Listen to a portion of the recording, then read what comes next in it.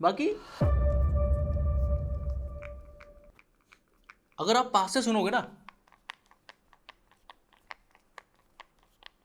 भाई, ये आवाज आनी नहीं चाहिए इसके अंदर। अब यहाँ पर 100% बैटरी का मतलब यही होता है कि बैटरी चेंज होती है, क्योंकि देखो मैंने इसकी ऑटो ब्राइटनेस टेस्ट करके देखी है अपने दूसरे आईफोन 14 प्रो के साथ।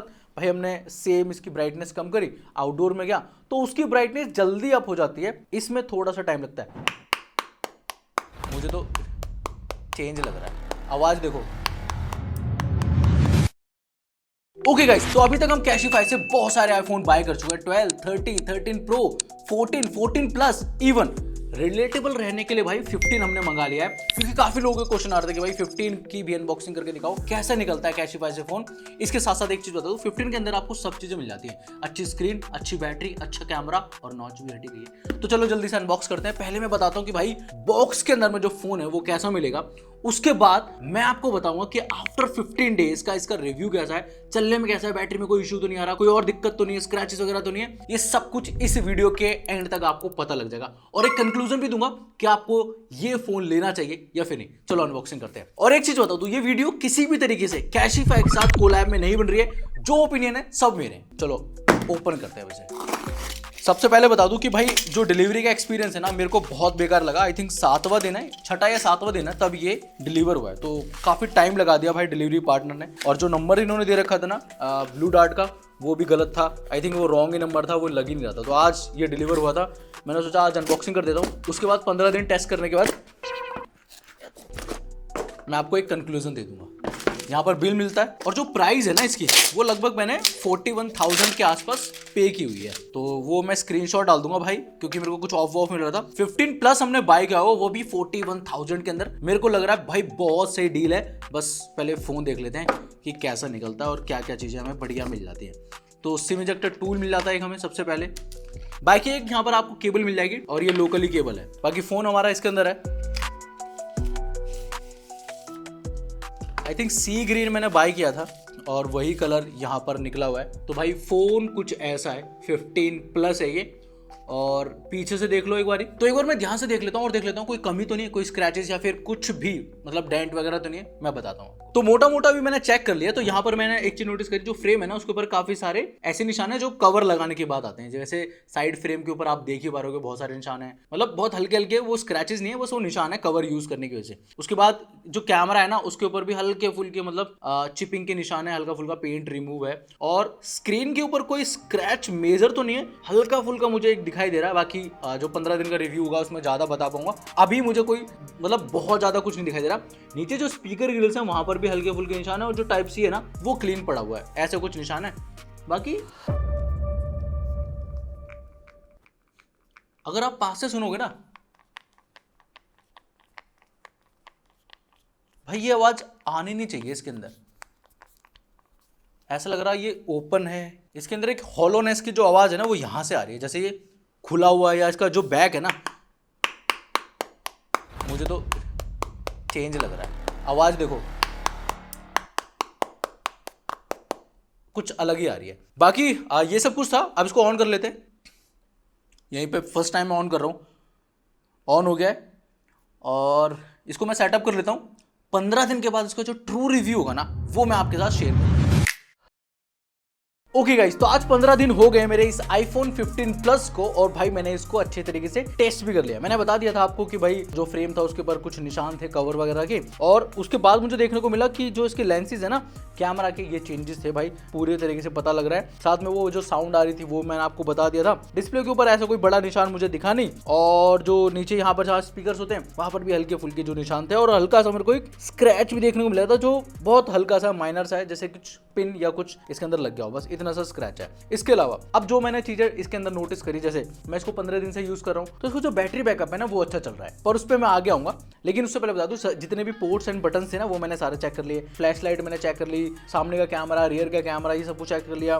स्पीकर मैंने चेक कर लिए इसके बाद कुछ चीजें जो मैनुअली हम चेक कर सकते थे वो कर लिए, और कुछ सॉफ्टवेयर से भी कर लिए। यानी कि डॉक्टर फोन प्लस करके जो ऐप आती है ना उसके अंदर मैंने डाल के भाई सारा सिमुलेशन टेस्ट कर लिया। उसके अंदर मतलब वाईफाई, एनएफसी, जो भी चीज़ें हो सकती थी वो सब कुछ हमने टेस्ट कर लिया, तो वो अच्छी तरीके से काम कर भी रहा था। इवन अपनी सिम भी डाल के चेक कर लिया, 5G की नेटवर्क भी आ रहे थे, कॉलिंग वगैरह पे भी बात हो जा रही थी, कोई भी दिक्कत नहीं है। तो ये सारी चीजें मैंने बता दी। बैटरी आउटपुट की बात करते हैं। जब ये फोन आया था तो इसके अंदर 100% बैटरी थी। अब यहाँ पर 100% बैटरी का मतलब यही होता है कि बैटरी चेंज ही होती है, क्योंकि देखो ये एटलीस्ट 2 साल पुराना मॉडल है, 2 से 2.5 साल के आसपास हो गया होगा, और ये किसी ने पुराना ही सेल किया होगा कैशिफाई को। तो बैटरी ऑब्वियस ही बात है भाई ड्रेन होती है, 85, 86, 70 या उससे नीचे भी होती है, तो भाई कैशिफाई इसको चेंज कर देता है। तो यस, यहाँ पर बैटरी 100% मुझे शो कर रही है। बाकी जब मैंने 3U टूल के अंदर डाल के देखा तो भाई इसकी जो बैटरी परसेंटेज थी वो 88 के आसपास थी। लेकिन वहां पर एक चीज और भी नोटिस करने को मिली, वो थी इसके चार्जिंग साइकिल।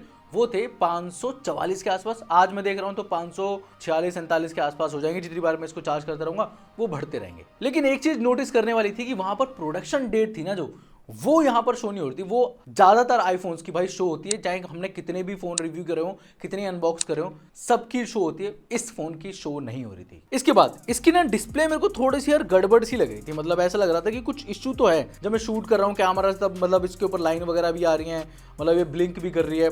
तो मेरे को लगा ठीक है, वो कैमरा का फ्रेम रेट के हिसाब से कभी कभी हो जाता है। लेकिन मैंने इसकी ऑटो ब्राइटनेस टेस्ट करके देखी अपने दूसरे आईफोन 14 प्रो के साथ। भाई हमने सेम इसकी ब्राइटनेस कम करी, आउटडोर में गया तो उसकी ब्राइटनेस जल्दी अप हो जाती है। इसमें थोड़ा सा टाइम लगता है। होती इसकी भी है, मैं मना नहीं कर रहा हूँ कि इसकी ऑटो ब्राइटनेस काम नहीं कर रही है, काम करती है, लेकिन थोड़ा सा स्लो काम करती है।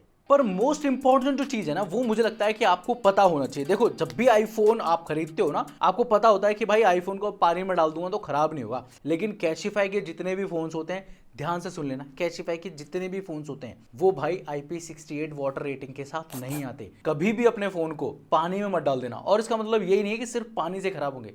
IP68 का मतलब ये भी है कि वो डस्ट रेजिस्टेंट भी नहीं है। यानी कि अगर कहीं ज़्यादा धूल भरी आंधी आ रही है, या फिर आप कुछ ऐसी जगह पर काम करते हो जहाँ पर डस्ट ज़्यादा होती है, या फिर आप किसी फैक्ट्री में काम करते हो जहाँ पर डस्ट या फिर छोटे छोटे पार्टिकल्स होते हैं, भाई आपका फ़ोन तब भी खराब हो सकता है। हम लोग ज़्यादातर IP68 का मतलब यही समझ लेते हैं कि बस ये पानी से खराब हो सकता है। नहीं, डस्ट से भी खराब हो सकता है। और मैं इसका लाइव एग्जांपल भी देता हूँ। देखो, मैंने यहाँ पर ना इस पॉलीथीन को यहाँ पर पकड़ा हुआ है। अब मैंने सिम ट्रे मैंने निकाला हुआ है इसका।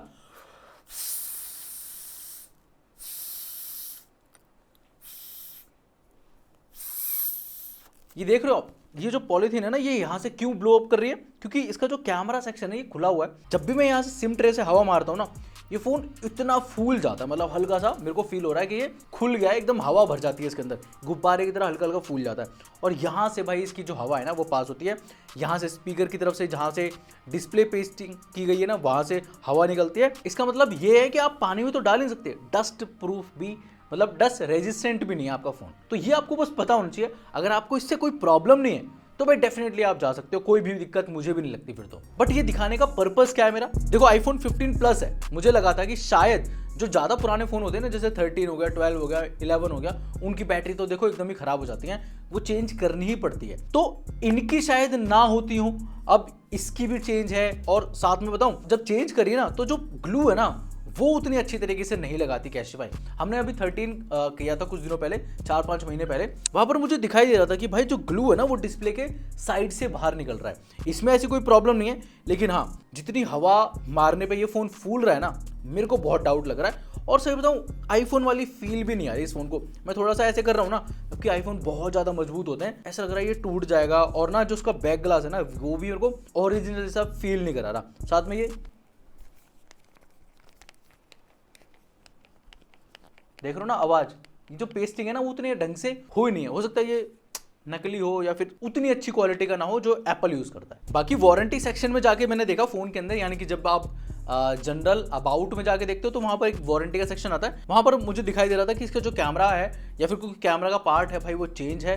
वहां पर एक एरर या फिर नोटिफिकेशन मुझे यहाँ पर दिखाई भी दे रही थी। जनरली कैशिफाई ये करता था कि भाई इन चीजों को रिमूव कर देता था वो। 11, 12, 13, 14 प्लस तक भी मैंने देखा था, ये चीजें आपको नहीं दिखाई देती। 15 प्लस मंगाने का रीजन मेरा यही था कि यहाँ पर हमें क्या नई अपडेट्स मिल सकती है। मतलब ऐसा तो नहीं कि सब कुछ वही मिलेगा जो हमें अभी तक पुरानी सीरीज में मिल रहा था। तो यहाँ पर ये चीज मेरे को थोड़ी सी नई देखने को मिली। तो मेरा कंक्लूजन क्या है? देखो, ये 41,000 रुपए के आसपास मैंने फोन खरीदा है। फोन में कुछ कमियां हैं, जैसे मैंने बताया, ये फोन खुला हुआ है, IP68 की वाटर रेटिंग नहीं आती, पेस्टिंग उतनी अच्छी तरीके से नहीं कर रखी, ये जो आवाज आ रही है ये दिक्कत है, इसकी जो ब्राइटनेस है वो उतनी, मतलब ब्राइटनेस ठीक है लेकिन ऑटो ब्राइटनेस थोड़ी सी स्लो काम कर रही है। साथ में बॉडी के ऊपर जो निशान है वो नेग्लिजिबल बोल सकता हूँ, क्योंकि मैंने फेयर कंडीशन के अंदर खरीदा और ये पुराना फोन है। काफी लोग ये बोलेंगे जरूर कि भाई आप पुराना फोन खरीद रहे हो, इतनी बुराइयां क्यों कर रहे हो?